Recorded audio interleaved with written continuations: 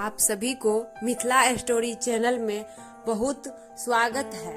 हमारी आज की कहानी है बूढ़ी माँ की एक दर्द भरी कहानी।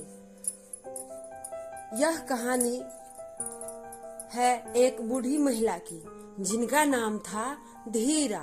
धीरा अपने बेटे के साथ एक छोटे से गांव में रहती थी। वह अपने बेटे को बहुत प्यार करती थी।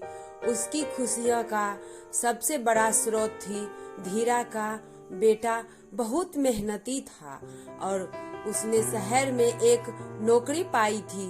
वह घर के लिए पैसे भी लाता था, लेकिन उसके पास समय की कमी हो जाती थी। धीरा खुद अकेले रह जाती थी और उसका स्वास्थ्य दिन प्रतिदिन कमजोर हो रहा था। एक दिन धीरा को बहुत जोरदार दर्द हुआ। उसके पूरे शरीर में तेज दर्द होने लगा और उसकी सांसें भी तेज हो गई।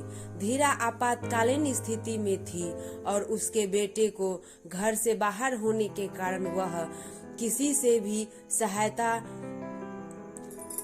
नहीं ले सकती थी।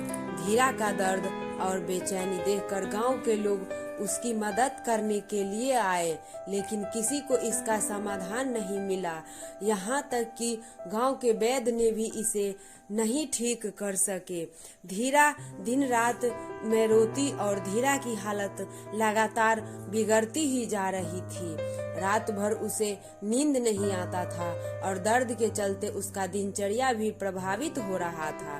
धीरा बिल्कुल बेहाल हो गई थी और वह अपने बेटे को भी परेशान नहीं करना चाहती थी। एक दिन गांव के एक जवान लड़के ने धीरा की ओर देखा और उसे परेशान देखकर उसके पास गया। लड़के का नाम रामू था और उसका दिल धीरा के लिए तरस रहा था। उसने धीरा से पूछा, दादी जी आपको क्या हो रहा है? कैसे मदद कर सकता हूँ मैं? धीरा ने रामू की ओर देखते हुए उसे बताया, बेटा मेरे शरीर में बहुत दर्द हो रहा है। मैं रात भर सो नहीं पाती और इस दर्द से बहुत परेशान हूँ। कोई वैद्य या चिकित्सक भी मेरी मदद नहीं कर पा रहे हैं।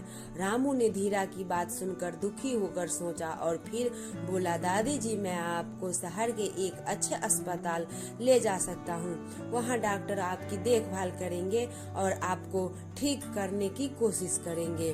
धीरा ने रामू की आवाज में उम्मीद देखी और धीरा के बेटे से मदद मांगते हुए रामू की सहायता स्वीकार कर ली। रामू ने तत्पश्चात एक अस्पताल में ताकत दिखाते हुए धीरा को पहुंचाया। अस्पताल में डॉक्टर ने धीरा की स्वास्थ्य स्थिति का परीक्षण किया और विशेषज्ञों की सलाह ली।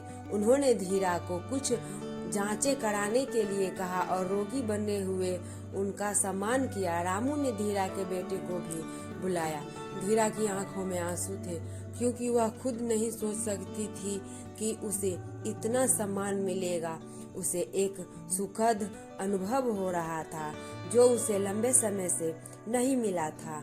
डॉक्टरों ने धीरा को ठीक ठहराने के लिए उपयुक्त दवाओं की सलाह दी और रेगुलर चेकअप के लिए अस्पताल में रखा। धीरा के बेटे ने अपनी मां का ख्याल रखने का वादा किया और रोज उसके पास आकर उसका ध्यान रखने लगा। धीरा का स्वास्थ्य धीरे धीरे सुधरने लगा और उसका दर्द कम होने लगा। धीरा को खुशी हुई कि उसका बेटा उसके लिए इतनी देखभाल कर रहा था और उसका स्वास्थ्य सुधर रहा था। धीरा ने अस्पताल में अपने आसपास के लोगों से भी दोस्ती की। उन्होंने अपनी मदद के लिए उनकी सहायता को स्वीकार किया और अपने दर्द की कहानी सभी के साथ साझा की। धीरा की कहानी सुनकर लोगों का दिल दुख गया और वे संगठित होकर उसकी मदद करने के लिए एकत्रित हुए। वे धीरा के घर पर आए और उसे स्वागत किया।